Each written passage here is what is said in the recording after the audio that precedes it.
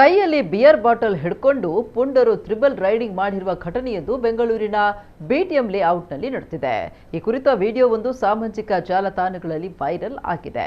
ಯುವಕನೊಬ್ಬ ಇಬ್ಬರು ಯುವಕರನ್ನ ಕೂರಿಸಿಕೊಂಡು ತ್ರಿಬಲ್ ರೈಡಿಂಗ್ ಮಾಡ್ತಾ ಇದ್ದು, ಹಿಂಬದಿಯಲ್ಲಿ ಕುಳಿತಿದ್ದ ಯುವಕ ಮದ್ಯಪಾನ ಮಾಡ್ತಾ ಇರುವುದು ಕಂಡುಬಂದಿದೆ. ಕುಡಿದು ವಾಹನ ಚಲಾಯಿಸಬಾರದು ಎಂಬ ಸಂಚಾರ ನಿಯಮವಿದ್ರೂ ಯುವಕರು ಮದ್ಯ ಸೇವಿಸುತ್ತಲೇ ತ್ರಿಬಲ್ ರೈಡಿಂಗ್ ಮಾಡಿದ್ದಾರೆ.